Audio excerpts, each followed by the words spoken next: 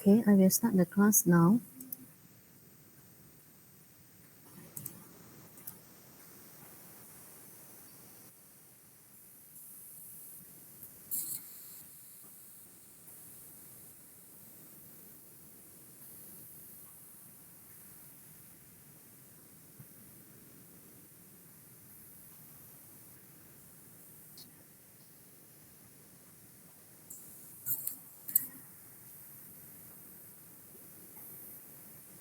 Okay, today another topics will be covered. Okay, is about a low power CMOS logic circuit.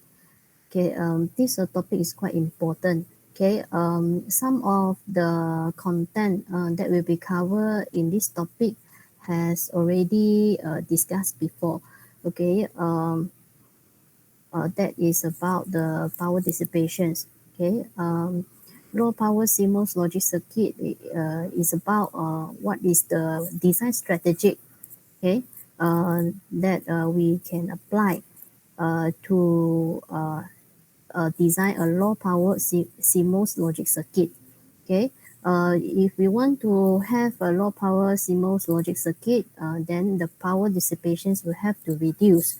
Okay, in the last few topic, remember we have one topic called the power dissipations in CMOS.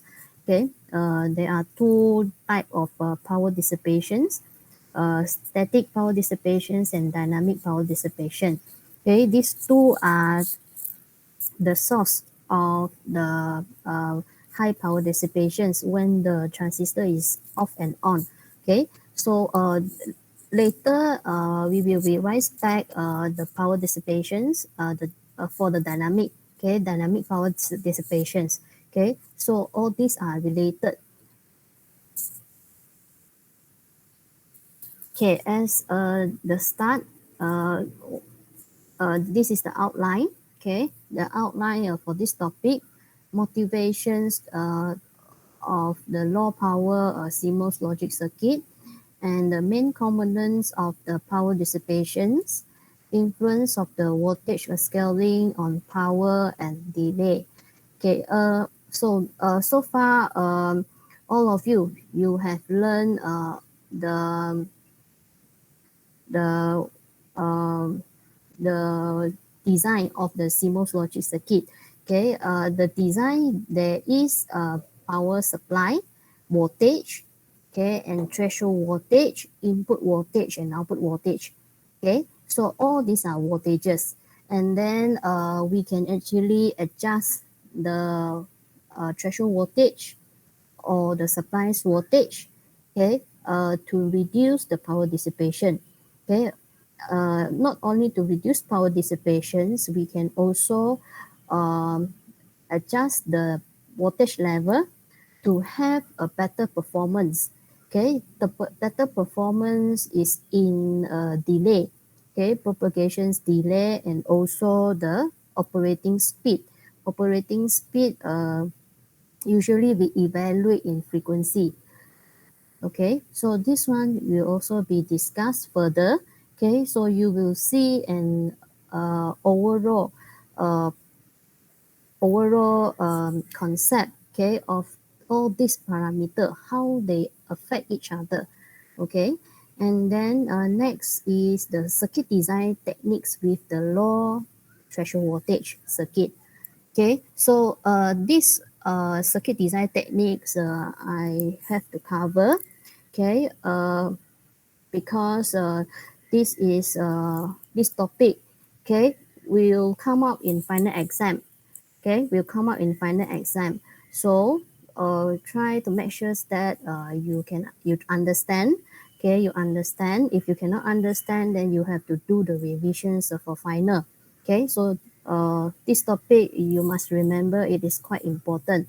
Okay, circuit design techniques, there are three. Okay, VTC modes, MTC modes, and adiabatic logic circuit. Okay, what is VT CMOS? It's actually variable threshold CMOS. MT CMOS is multiple threshold CMOS. Okay, these two circuit, not only two, there are three. Okay, they will be introduced. Okay, they will be introduced to you how they operate. Okay, and all these circuit, especially these two, okay, they are operated. The CMOS logic circuit are operated with a low threshold voltage. Okay, uh, if a circuit is operated with a low threshold voltage, okay, we have to be careful. Okay, there are some drawback. Okay, so later it will be discussed. Okay, but for today, I think I will slow down my lecture. Okay, on this topic because I know that I still have time, and then um, I think I will be able to cover all maybe next week. Okay, so this part I will cover next week. So I will only cover these three today. Okay. Okay. So what is the motivations? They must have a motivations. Okay, for the engineers or for the companies to produce a low power CMOS logic circuit. Okay, the motivations generally, okay, are listed here. As you see, they are true motivations. Okay, but before I mention about the motivations here, there is an introductions. Okay, the increasing importance of portable system and the need to limit power consumption in very high density ULSI chip have led to rapid and innovative development in low power design. Okay, so now we are not talking about VLSI, we are talking about ULSI, means there is a very high density of a transistor in the chip. Okay, the numbers of transistor are more than the number of transistor in VLSI chip. Okay, so the numbers of transistor here maybe 100,000. Okay, have to check back. Okay, you know which table I refer. Okay, there is a table that lists out the numbers of the transistor for each class of chip. Okay, so this one, okay, with 100,000 of chips, 100,000 of transistor in the chip. Okay, it can cause high power dissipations because the accumulate power dissipate by each transistor can accumulate to up to about uh, watt, 1 watt, more than 1 watt, okay, even 30 to 50 watt, okay. Later, there are some statements, okay, that you can read, okay, that is where the statements is actually from a books, okay, that mentions about this one. Okay, the power dissipations can be as high as 30 watt or until 50 watt. Okay, so the motivations, okay, the motivations here is the portability. Portable device applications require low power dissipations and high throughput. Okay, so notebook, computer, portable communications devices, personal digital assistants, PDAs. Okay, all these are portable device. Okay, all these portable device, they has the battery. Okay, has the battery, okay, in the device. Okay, so the battery itself, okay, will consume power. Okay, any device with battery will consume power. Okay, and this requiring low power dissipations, the device and applications. Okay, if we didn't reduce the power dissipations, then the device will not last long. Okay, so this is the motivations. And then reliability. Portable device with low power consumption is more reliable with prolonged battery lifetime. Okay, so you know that for a device with high power dissipations, its lifetime will not be long, okay, because the um, high temperature caused by the power dissipations as the heat in the device will cause damage to that device. Okay, so the life of that device with and its battery, okay, will be short. Okay, so the reliability is one of the motivations to low power um, circuit design. Okay, and then green computer. The computer must be designed to use only non-toxic material, to be energy efficient, and to have minimal impact on the environment in every stage of its life cycle. Okay, this one is means that the materials that is used to uh, design or construct the logic circuit or the device, digital device, must be non-toxic, okay, material and energy efficient. Okay, so these are the motivations. Okay, low power will save the energy resources. Okay, so we want to avoid the waste of the energy. Okay, so the power power dissipations must be reduced. Okay, uh, and the low power design is encouraged. Okay, okay. Now, the limited battery lifetime typically impose very strict demand on the overall power consumptions of the portable system. Although new rechargeable battery type such as nickel metals, this is hydride, okay, are being developed with higher energy capacity than that of the conventional nickel cadmium battery. Revolutionary increase of the energy capacity is not expected in the near future. The energy density means the amount of energy stored per unit weight offered by the new battery technology is about 30 watt hour per pound, which is still low in view of the expanding applications of the portable system. Okay, therefore, reducing the power dissipations of integrated circuit through design improvement is a major challenge in portable system design.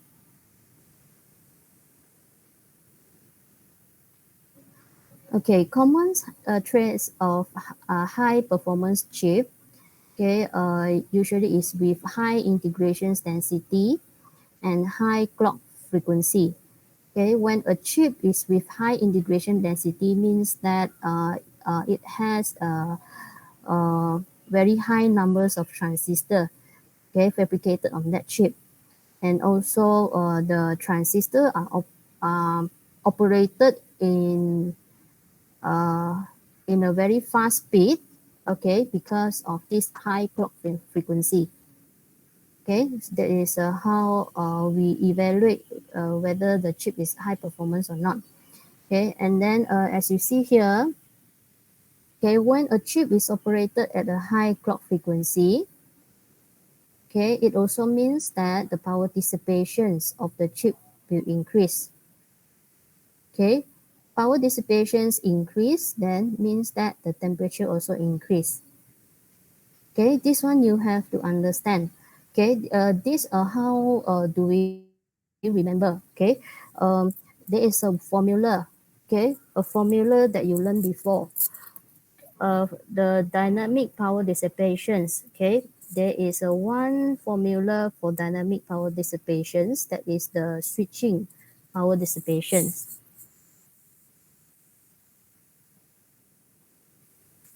Okay, so that is P switch equals to F VDD square and the CL. Okay, so this is the clock frequency. Okay, based on this formula, F and the switching power dissipations, this is switching power dissipation.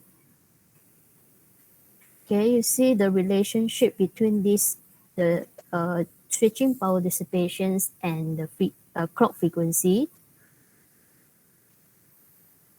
They are proportional. Okay, they are directly proportional. Okay, so when they are directly proportional, then means when the clock in frequency increase, then the power dissipations will also increase. Several high-performance microprocessor chips designed in the early 1990s. Okay, the high-performance microprocessor here refers to the Intel Pentium. This is a DEC Alpha and PowerPC. Okay, the common one we know is Intel Pentium. Okay, but this DEC Alpha and PowerPC, okay, I am not familiar. I'm not sure you know it or not. Okay, but these are the microprocessor, high performance microprocessor.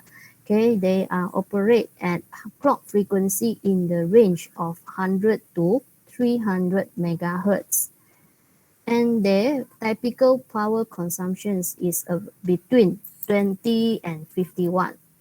Okay, so you see the clock frequency, the highest the highest clock frequency applied in a chip, then the power consumptions also increase. And then the value you see here is very large, 20 to 50 watt. Okay, okay, this statement is not simply say, okay, this is actually from the books, okay, from the reference book that I give you, I show you last time, okay. If you read, you can know, okay. Okay, since power dissipations is very critical in low power circuit design, okay, so they must have several technique or methodology to achieve low power consumptions. Okay, the techniques can be at different level. Okay, so there are 4 level here as you see: device level, circuit level, architecture level, algorithm level. Okay, this means that at different level, different methodology and technique can be used, okay, to apply to achieve low power consumption. Okay, so at the device level, okay, device level means the device characteristic, device geometrics, and the interconnect property are significant factors in lowering the power consumptions. Okay, this is on the device. Okay, the parameters here are stated, which can be the designer or engineers can adjust or can change, okay, to achieve low power consumptions. Okay, then another level called as circuit level. Okay, circuit level, at this level, proper choice of circuit design styles, reductions of the voltage swing and clocking strategy. Okay, this is the technique, okay, that can be applied at circuit level. Okay, normally this is a technique at circuit level means is the power reductions method at transistor level. Okay, another level is architecture's level. Okay, architecture's level means the overview of the whole system. Okay, the system level. Okay, the smart power management of various system block, utilizations of pipelining, and parallelism, okay, and design of bus structure. And last one, okay, algorithm level.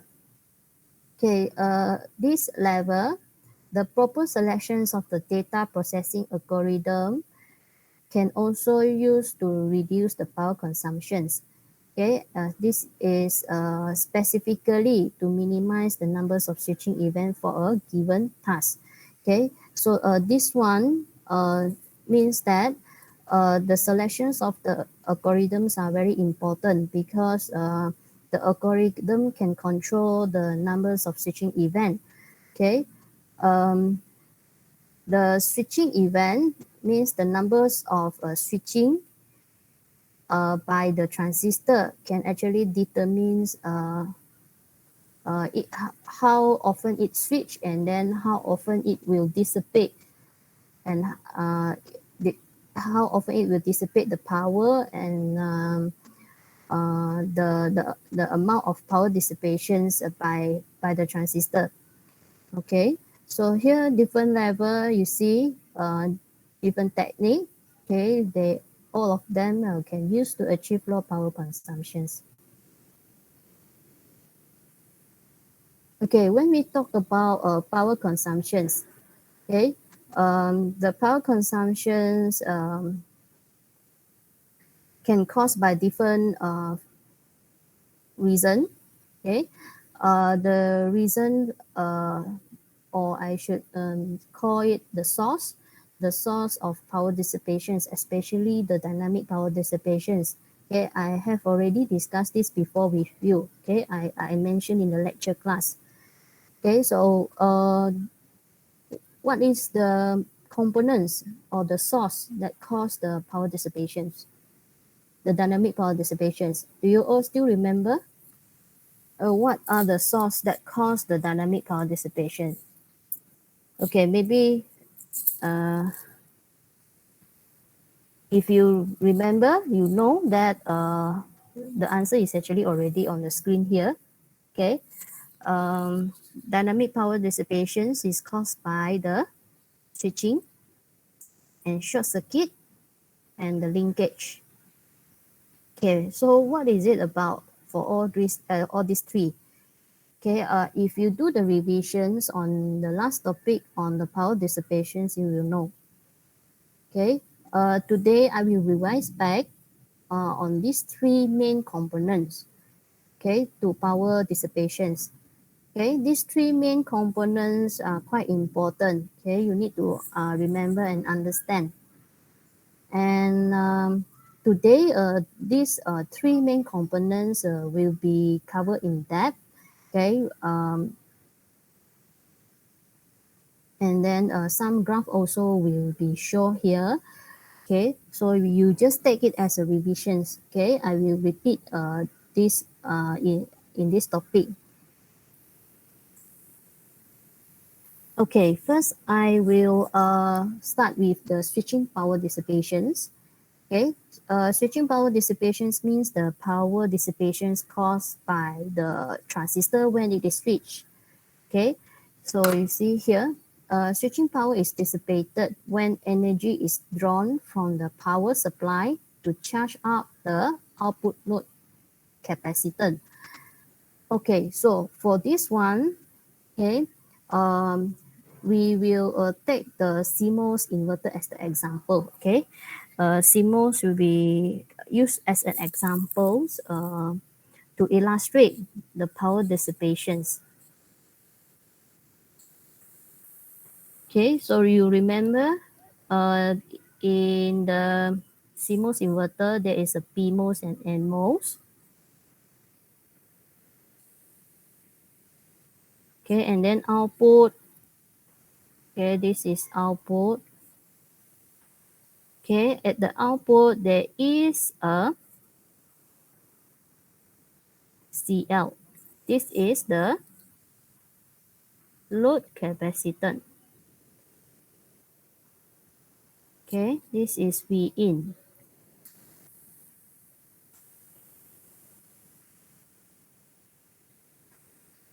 Okay, so now if one of the transistors switch, okay, so in initial state, okay, we assume that this input voltage is low. Okay, when it is low, then the PMOS will on. Okay, PMOS will on and the NMOS will be off. Okay, when PMOS on, so there will be current. Sorry, not current. Okay, the CL, the load capacitance will charge up. Okay, energy will draw from the power supply to charge up the output node capacitance. Okay, so you see here, during this charge up phase, the output node voltage typically make a full transitions from 0 to VDD. Okay, and one half of the energy drawn from the power supply is dissipated as heat in the conducting PMOS transistor. Okay, this is about the conducting PMOS transistor. So it means that the PMOS is on. Okay, the PMOS that is connected to the VDD will charge up, okay, the load capacitance. Okay, so this one you must understand. There are two phases. One is charge up and one is discharge.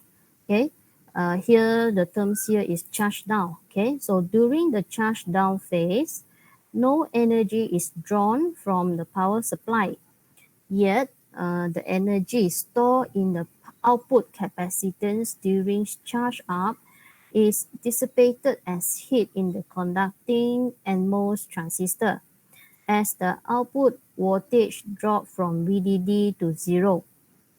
Okay, so for this is for when the input is high. Okay, when input is high,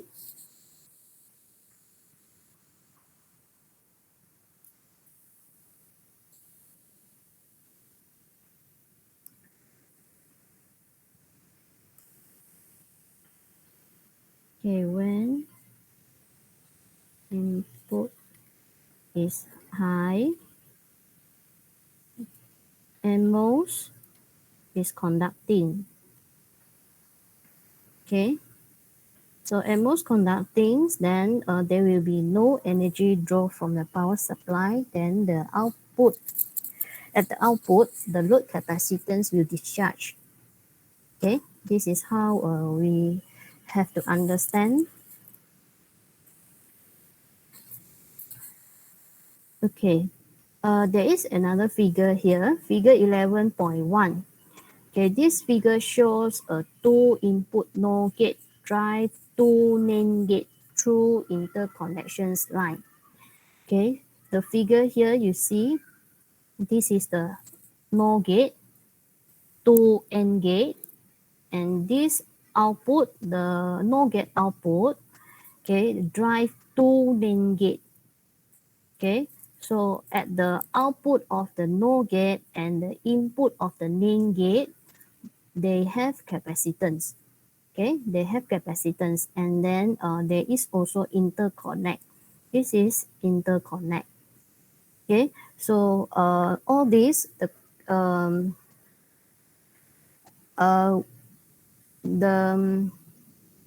interconnect you see here, okay, there is also capacitance. We call it as the wire capacitance.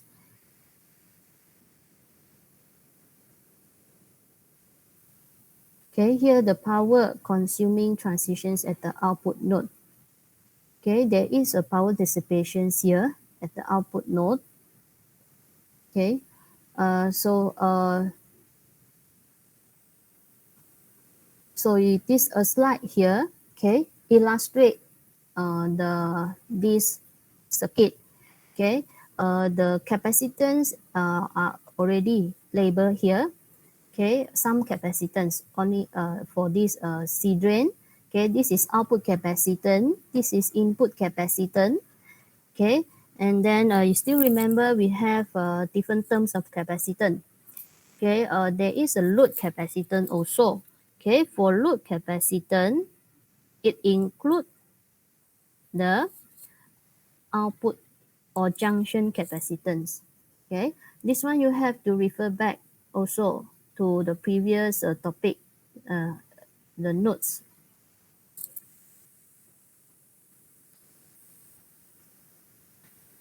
Okay, this is output capacitance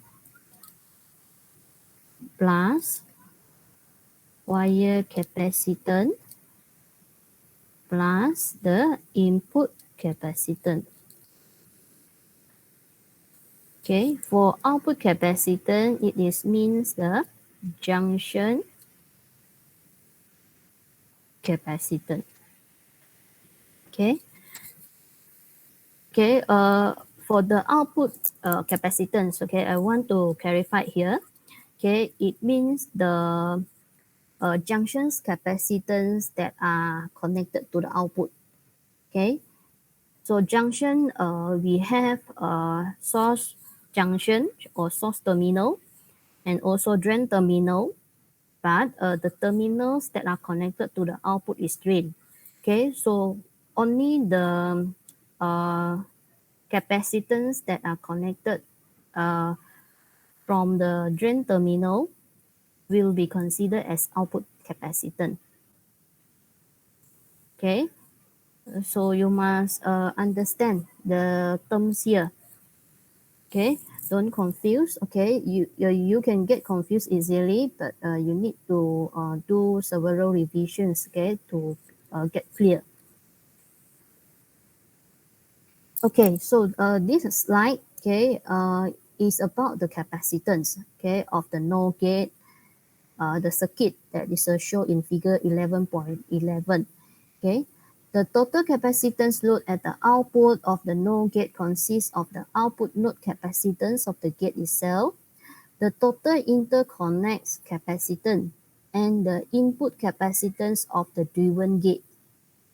Okay, so these three capacitance are the ones that I mentioned just now.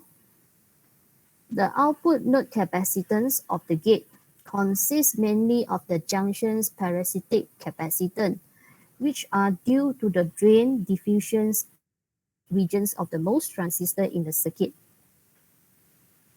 Okay, here capacitance, when we talk about the output capacitance, okay, just now I mentioned output capacitance is actually the junction capacitance. Okay, the junction capacitance, if you remember, when we draw the structure, the 3D structures of the MOS transistor, the junction is actually, the junction here refers to the drain and the source. Okay, is actually made of the diffusion region. The diffusion region is with a different dopant. Okay, with different dopant. Okay, so the area of the junction, or the not junction, the area of the diffusion area, okay, will determine the capacitance. Okay, so you see here, okay, this is the parameters: junctions or drain diffusion area. Okay, when the area become larger, then it will cause a high amount of diffusion capacitance. Okay, and the amount of the parasitic capacitance at output. Okay, so you see here the capacitance, there is diffusion capacitance and parasitic capacitance. Okay, parasitic capacitance is actually the undesirables, undesigned, okay, undesired capacitance. Undesired capacitance means we don't want, because the capacitance will cause delay. Okay, so this is the capacitance that we don't want, we want to minimize. Okay, okay, and then parasitic capacitance are the junction capacitance, wire capacitance. All these can contribute to parasitic capacitance. Okay, so so you see this is the effect of the capacitance that uh, caused by different size of the diffusion area. Okay, and then for input capacitance, it is mainly due to the gate oxide capacitance of the transistor connected to the input terminal. Its capacitance is determined primarily by the gate area of each transistor. Okay, so this one, I think most of you know, okay, what is meant by this. Okay, okay, there is another figure here, figure 11.2. This is a generic representation of a CMOS logic gate for switching power calculation. Okay, again, you see there is a PMOS network and NMOS network. Okay, and then output, at the output, there is a capacitance, the load capacitance that comprise the junction capacitance, wire capacitance, and the input capacitance.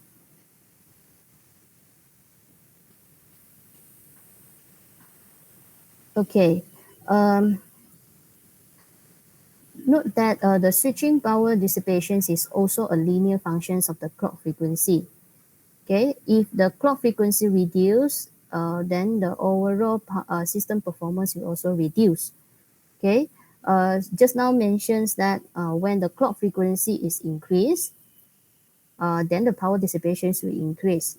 But if we reduce the clock frequency, then the overall system performance will also reduce, degrade.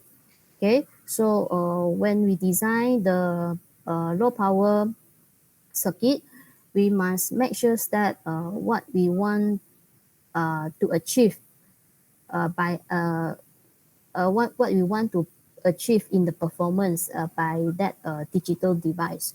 Okay, so if we want the device to perform well, okay, the clock frequency cannot be too low. Okay, and it also cannot be too high because we need to consider both. If too high, then power dissipation will be high. Okay, the supply voltage reductions (VDD) is one of the most widely practiced measures for low power design. While such a reduction is usually very effective, several important issues must be addressed so that the system performance is not sacrificed. Okay, so here is talking about the supply voltage reductions, VDD. Okay, if we want to reduce the power dissipations, means we can reduce the VDD. Okay, this is the most effective method, okay, in practice for low power design. Okay, you see here, low power design, the reductions of the power supplies voltage, okay, will cause a lower power consumptions, but the delay will increase. Okay, it will increase the delay. Okay, so this is the threshold. You see, when we reduce the power supplies voltage, okay, uh, the delay will also affect. Okay, it has influence on the delay. Okay, smaller power supplies voltage, the delay will be higher.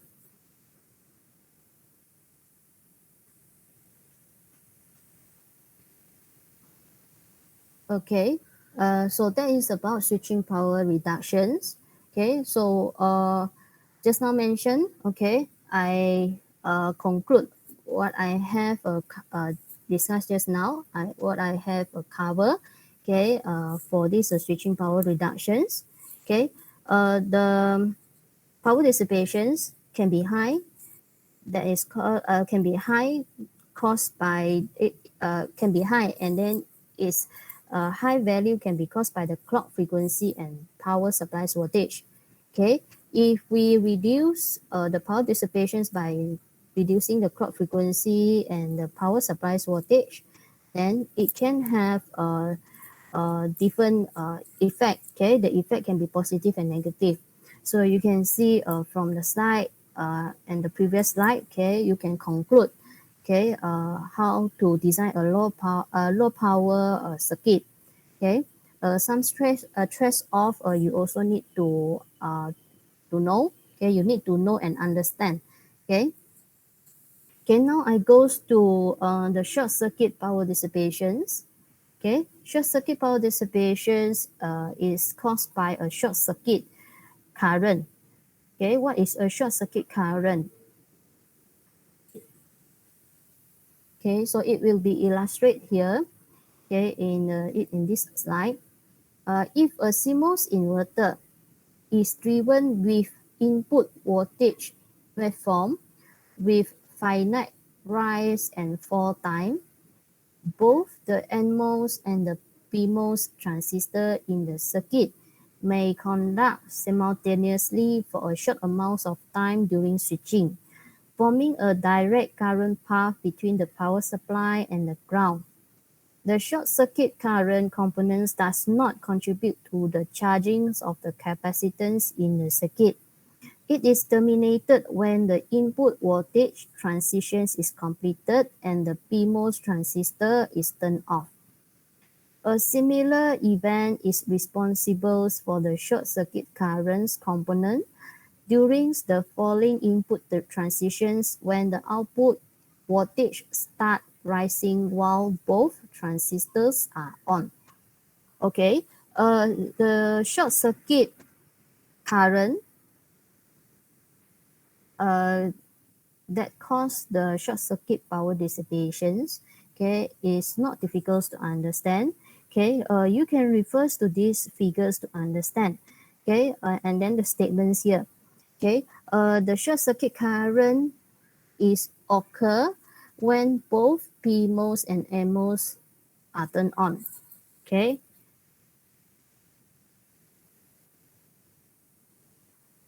okay, both turn on means okay, both turn on is actually partially on. Okay, what I want to say is they are partially on, is not fully on. Okay, you may wonder why both can be on, not only one of the transistor on.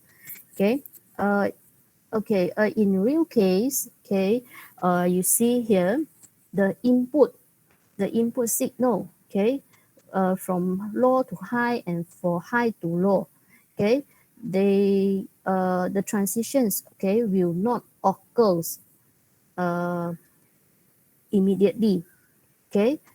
Transition you see here, this is the transition. These transitions we call rising transition. Okay, this is the falling transition. Okay, so the transitions here occur slowly, it's not immediately. And then when the input signals increase from low to high, okay, at this point, okay, maybe the PMOS start to turn off, but not fully off. It is still on, okay. And then here the NMOS start to turn on. Okay, initially the NMOS is off, okay, but then when the input signals increase maybe to a threshold voltage, that okay, then the NMOS will start to turn on. Then in these conditions, then the PMOS and NMOS, they are partially on. Okay, when they are partially on, then there is a short circuit current. Okay, these short circuit currents will cause power dissipations. And then these short circuit currents will not charge this C load. Okay, here already mentions short circuit currents does not contribute to the chargings of the capacitance in the circuit. Okay, and also same things happen here when the input signal uh, reduce from high to low. Okay, so when the input signals reduce from high to low, So the same conditions will occur where both of the transistors will partially on and there is a short circuit current. Okay, so this one you have to understand.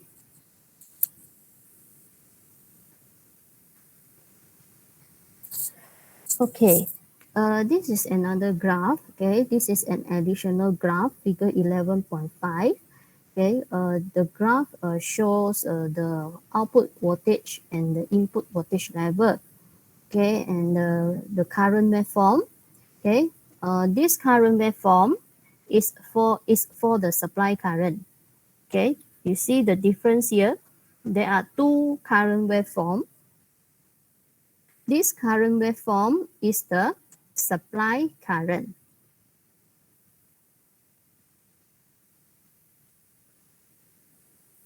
Okay, so I circle here. You see, this is supply current, this is short circuit current. Okay, assume the input rise and fall times are identical. The magnitude of a short current is approximately the same. Okay, the input rise and fall. You see, which one is input? Okay, this is input. This one is input. Okay, this line. Okay, the one I circle. Okay, maybe I don't draw it like this.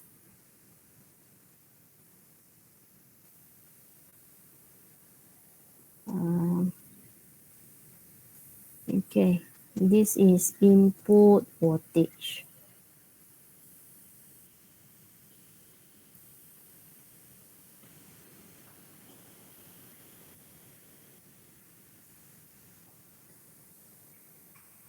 Okay, since the circuit that I discussed is a CMOS circuit, so the output here is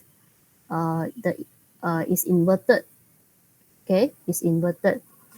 Okay, so the input rise and fall times are identical. Okay, means the durations here, the transitions here are identical, almost similar. Okay, and then the short circuit currents, the amount, the magnitude are quite similar as well. Okay, and here mentions that current charge up the load capacitance during the falling input transitions. Okay, and this one, if I refer to this diagram, you see this is input voltage, right? Okay, this is input fall. Okay, input fall. Okay, when this input fall means that the input signal is low, becoming low. Okay, it's becoming low. And then when it is becoming low, it means that the PMOS on. When PMOS on, then there will be energy draw from the power supply, and then current will charge up the capacitance. Okay, so this is the magnitude of the currents that charge up the capacitance. Okay, the maximum magnitudes of the current.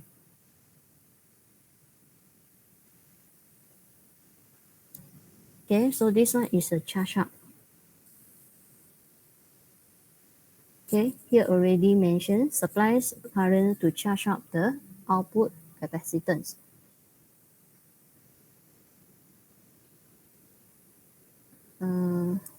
Okay, and here also you see there is another input fall. Okay, this is another input fall.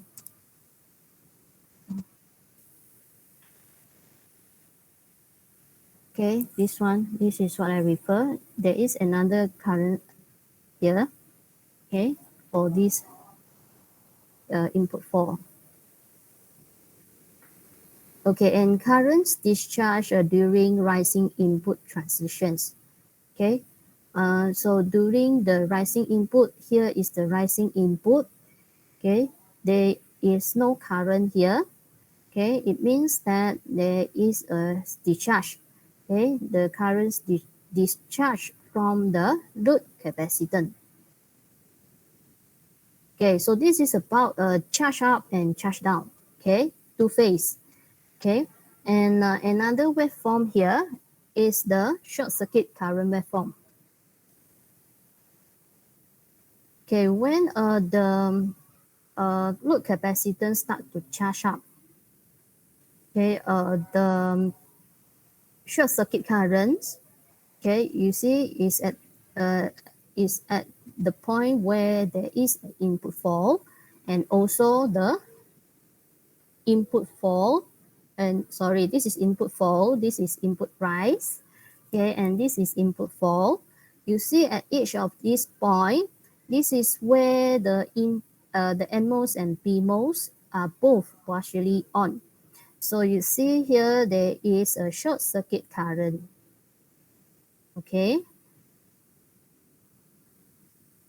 Okay, the average of both currents components determines the total of power draw from the supply. Okay, I hope my explanations here you can understand.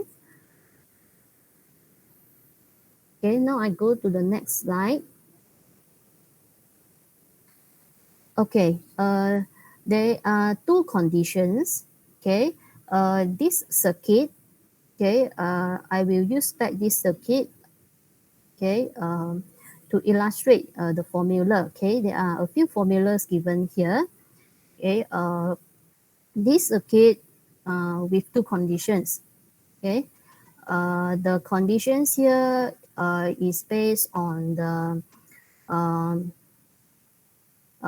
the load. Okay, some of the load is small, some is high. Okay, if the load capacitance is small, then the power dissipations will be different than the load capacitance which is high. Okay, so conditions A is the conditions where the CMOS inverters with a very small capacitance load. Okay, there is a simple analysis, okay, that consider a symmetric CMOS inverter with Kn equals to Kp equals to K. Okay, symmetric CMOS because the Kn and Kp here is equal. Okay, and then the threshold here is also equal. Okay, threshold is the threshold voltage for the PMOS and NMOS. Okay, and they are of the same magnitude. And here you see there is an absolute here. Okay, this absolute means that the threshold voltage for PMOS, okay,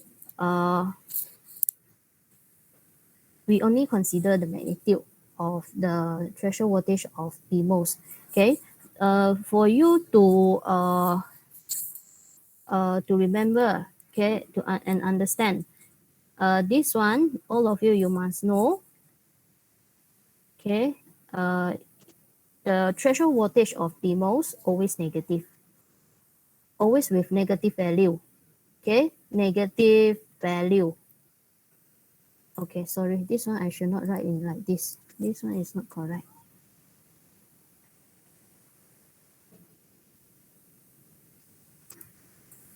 And this one's V threshold for PMOS. Okay, this is the threshold voltage for PMOS. Okay, threshold voltage for PMOS always in negative value. Okay, if we take only the magnitude of the threshold voltage for the PMOS, then the magnitude value, the value, now I'm talking about the value, okay, because this is only the magnitude, means the values without the sign. Okay, so the values here, okay, it will be equals to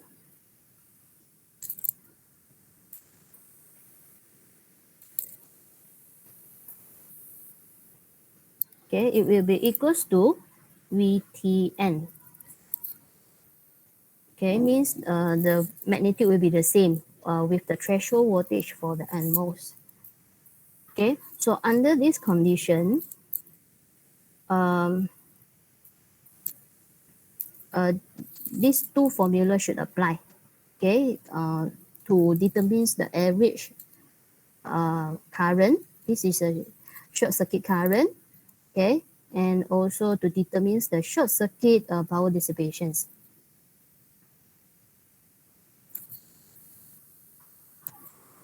Okay, if the inverter is driven by with an input voltage waveform with equal rise and fall time, okay, it can be derived that the time average short circuit currents drawn from the power supply is 2. Okay, note that the short circuit power dissipation is linearly proportional to the input signal rise and fall time,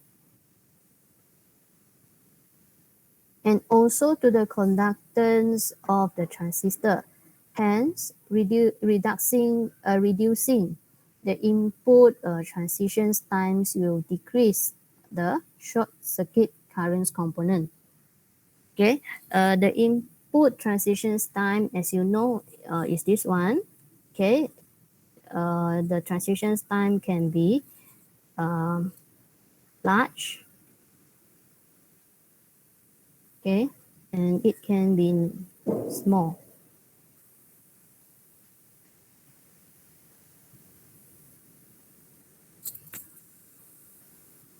Okay, so the smaller input transition time will reduce the short circuit currents component. Okay. Okay, I see now it's already 4:30. Okay, we still have another 30 minutes. Okay, do you all want break? Can you still absorb what I'm saying here? Are you all still there?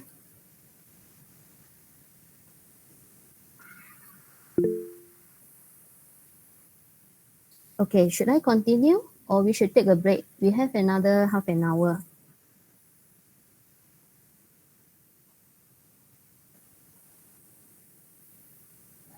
Okay, if I take a break here, we only left less than 20 minutes.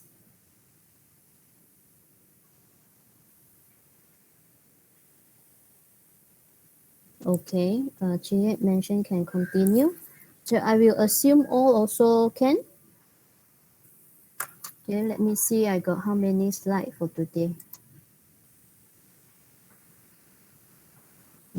Okay, I see there are still quite many slides. I'm not going to cover all. Okay, if can continue, I will continue. Okay.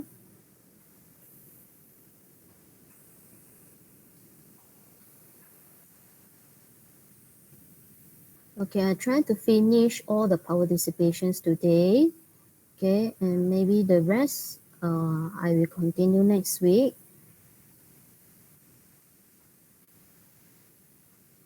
Okay, now I will continue with another conditions B. Okay, this also consider the CMOS inverter, okay, but the output load capacitance is large, okay. We see here CMOS inverter with a larger output load capacitance and smaller input transitions time. During the rising input transitions, the output voltage will effectively remain at VDD until the input voltage complete its swing. And the output will start to drop only after the input has reached its final value. Okay, for this one, you may have to draw out the input and output. Okay, the waveform.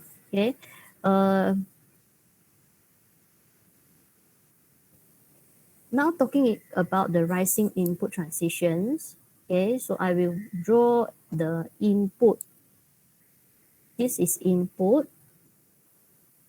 Okay, and here the transitions. There are two transitions here. Okay, now it refers to the rising transitions. Okay.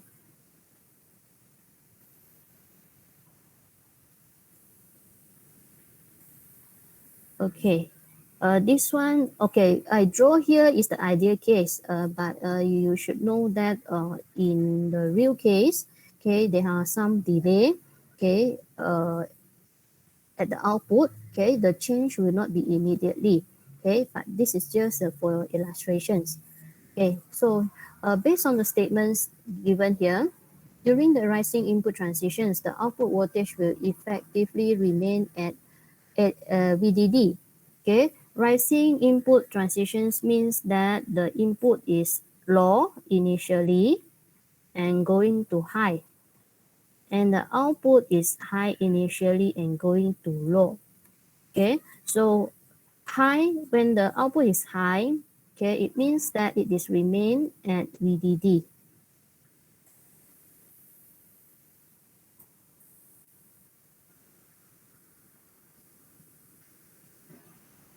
Okay, this high, I think you should know this is VDD.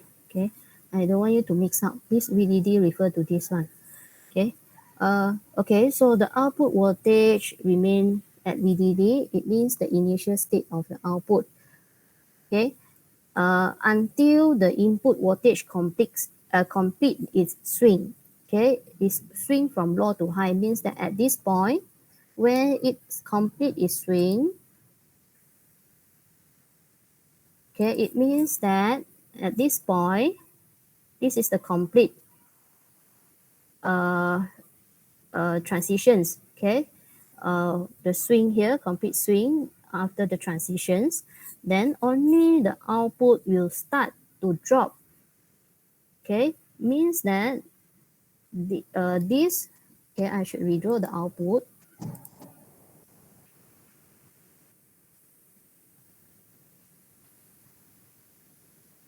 Okay, at this point, the output should start to drop.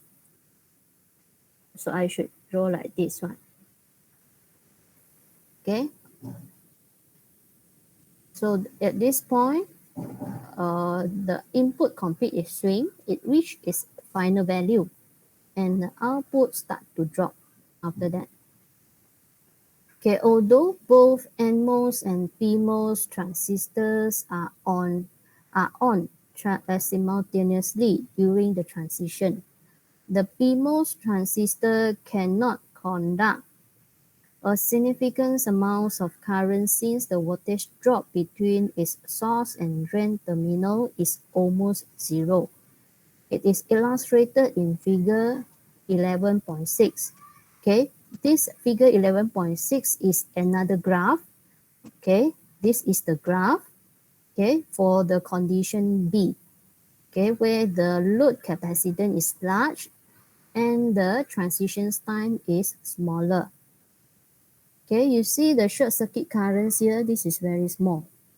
Okay, because you see here, the statement state that the PMOS transistor cannot conduct a significant amount of current. Okay, because the voltage drop between the source and drain is almost zero. Okay, so the short circuit currents, almost no short circuit current, it is very small. Okay, but the supply current, they are still supply current. Okay, it charge up the output capacitance. Okay, so the current waveform of this supply current is still the same. Okay, except the short circuit current, you see the magnitude here are very small for the circuit with a large load capacitance. Okay.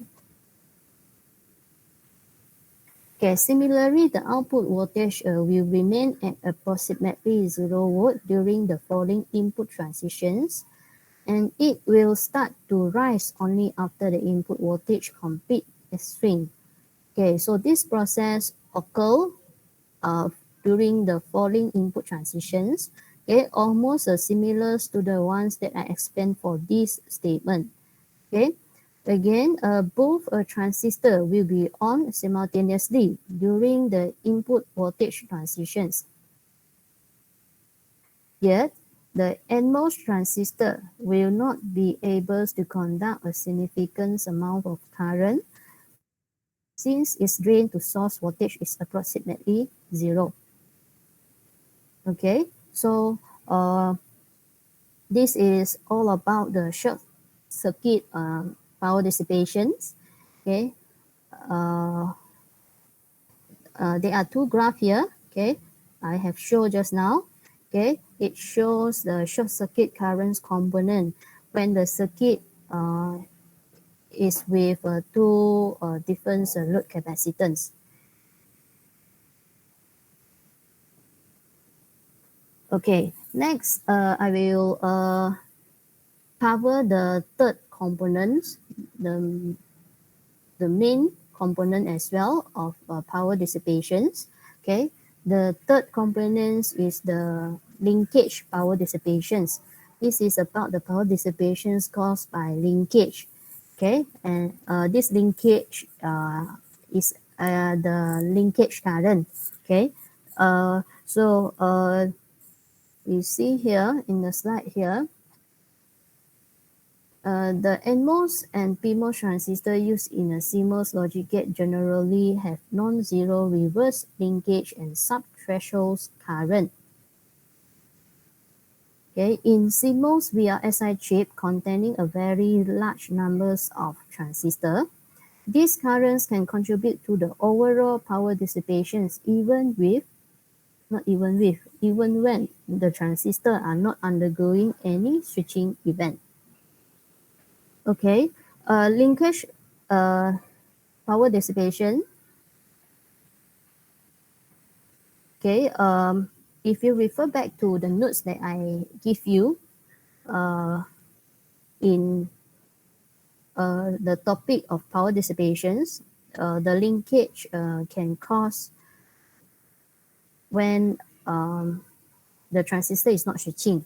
Okay, there will still be linkage current. Okay, that linkage currents can be caused when the transistor is not switching. Okay, so this power dissipations is caused by that linkage current.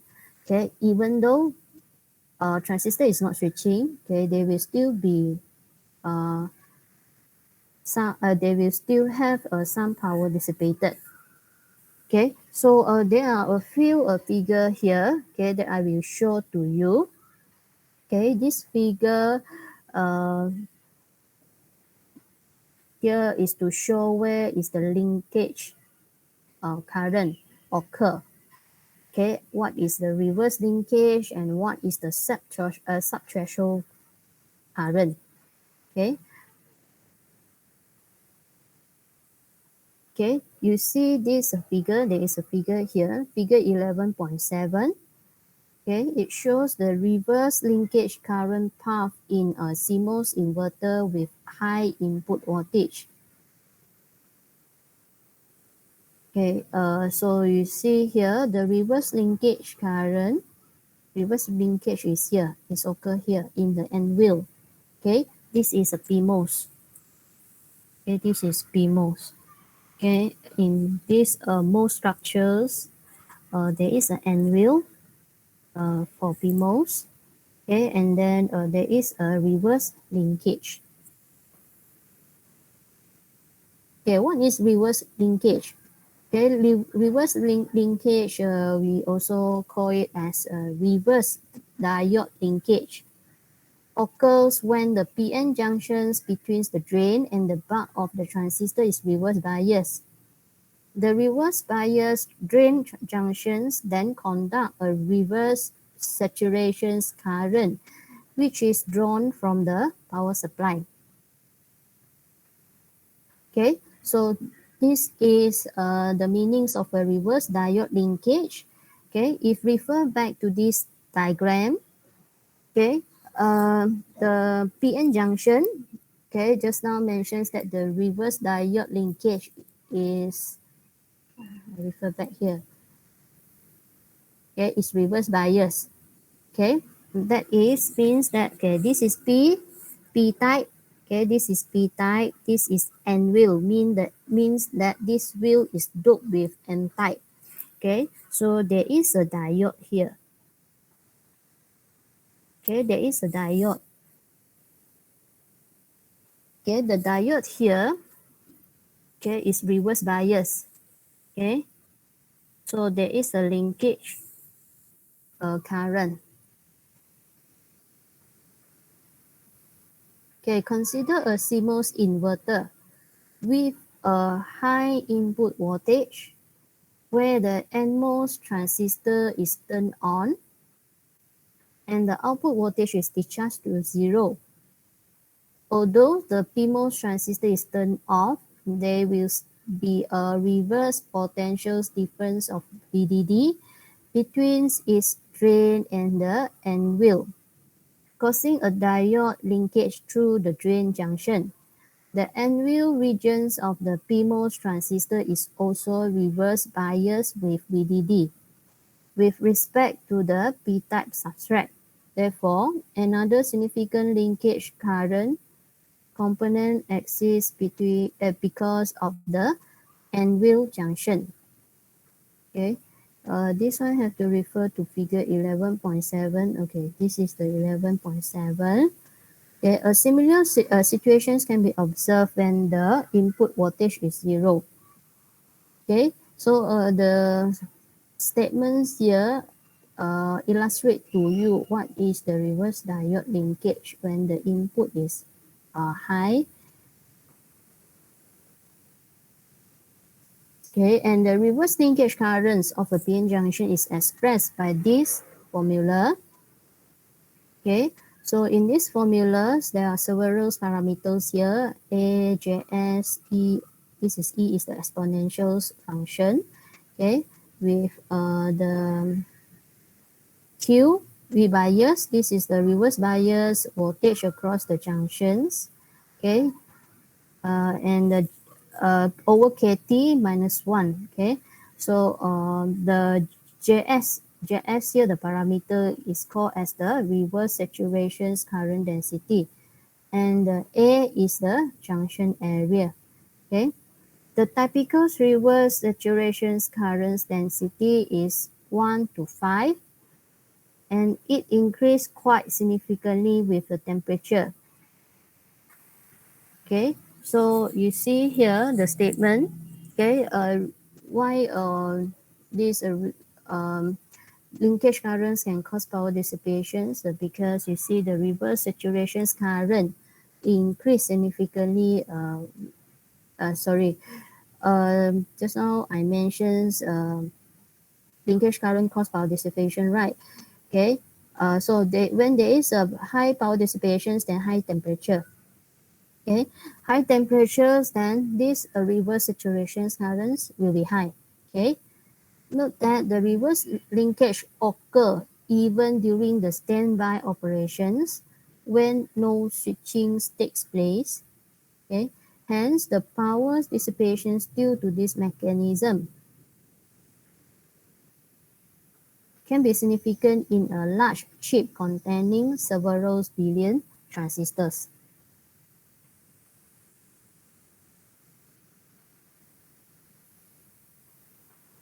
Okay, linkage, there is not only the reverse diode linkage, okay, there is also another linkage, or we call it as subthreshold linkage. Okay, subthreshold linkage current is another linkage currents component. Okay, this linkage currents component is due to the carrier diffusions between the source and the drain regions of the transistor in weak inversion.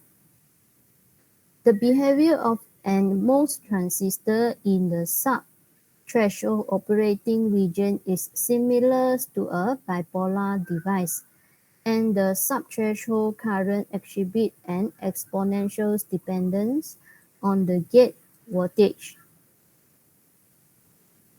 Okay, this you see the figure, okay, figure 11.8. Okay, for subthreshold linkage, okay, the current is from the source terminals to the drain terminal.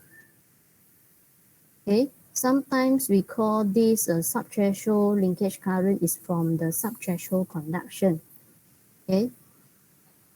Okay, this is not due to the PN junctions. Okay, this is due to the carrier diffusions between the source and drain. Okay, they are different.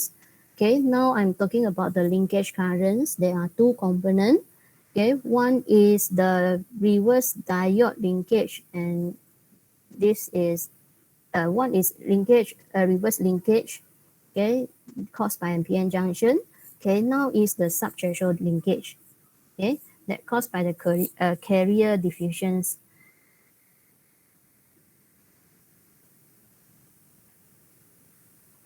Okay, note that the subthreshold linkage currents can occur even when there is no switching activity in the circuit, and that this component must be carefully considered for estimating the total power dissipations in the standby operation mode.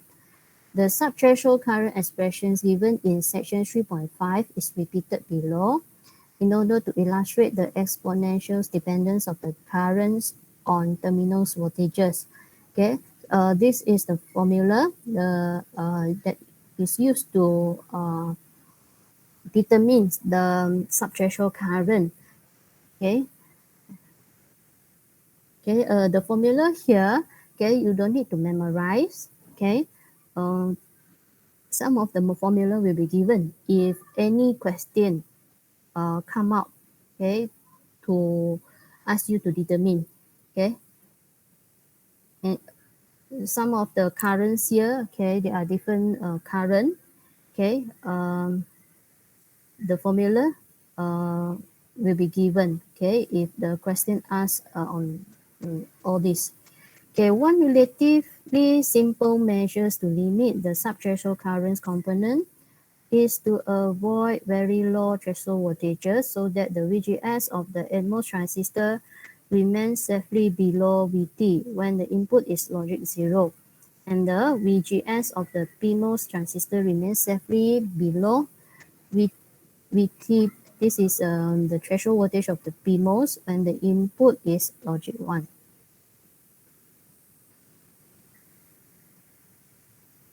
Okay, so this statement is about how to limit the subthreshold current.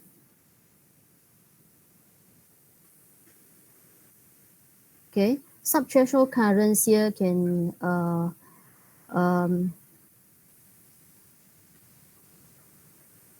use to avoid the low threshold voltage. Okay, this one I will explain further, not today. Okay, they have a relationship. Okay, this one I will explain further. Okay, today I don't have time. Okay, I still have 5 more minutes. Okay, let me see how many more I have. Okay, so I will finish up 2 more slides, then I will stop. Okay, so that is all the 3 main components for power dissipations. Okay, switching power dissipations, linkage power dissipations, and another one is a short circuit power dissipations. Okay, so all this will contribute to the total power dissipations in the digital device. Okay, now is about the actual power dissipations. Okay, this is about the actual case on the microprocessor. Okay, understanding the dominant components of power consumptions in the CMOS VLSI chip can help us to develop a more realistic perspective and guide efforts to reduce the power dissipations of large-scale systems.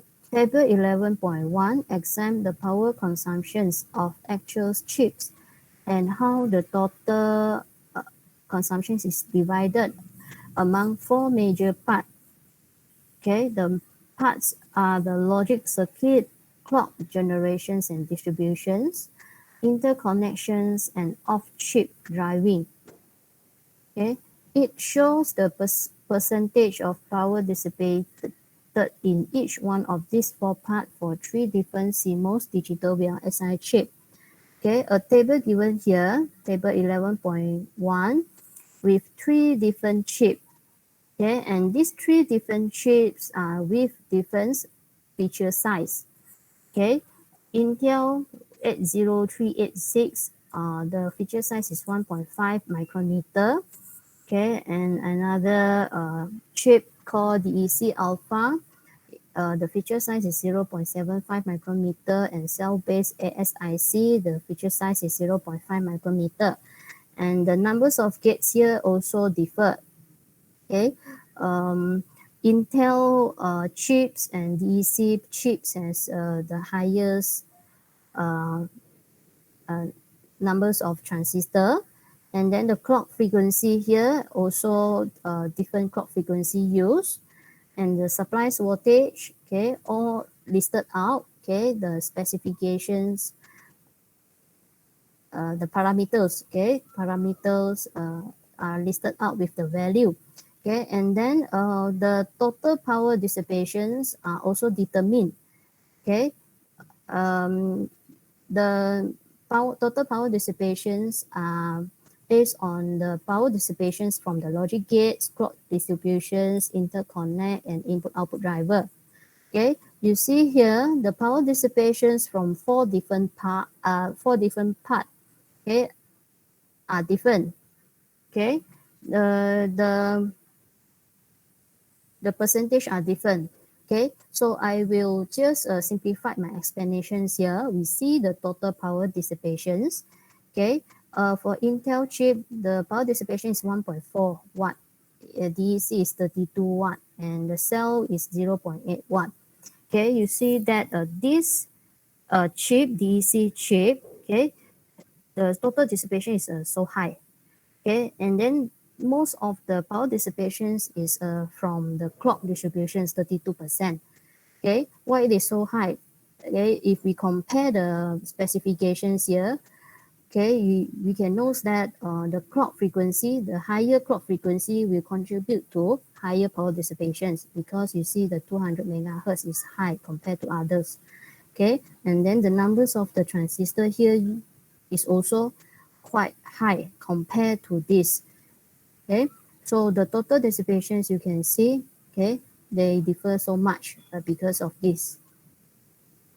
Okay, so this is the actual power dissipations that is based on the evaluations from the dissipations from these four different paths. Okay, innovative low power methods for driving large off-chip loads always have a significant impact on the overall power consumption. Similarly, a power-saving clock distribution strategy can be a very valuable asset. Okay, so just now you see the table, the clock distributions will cause more high dissipation, power dissipations. Okay, so strategic called as power saving clock distribution strategy will be variable. Okay, will be variable so to reduce the power dissipations. So I think I will end my class here. Okay, next week I will continue with this.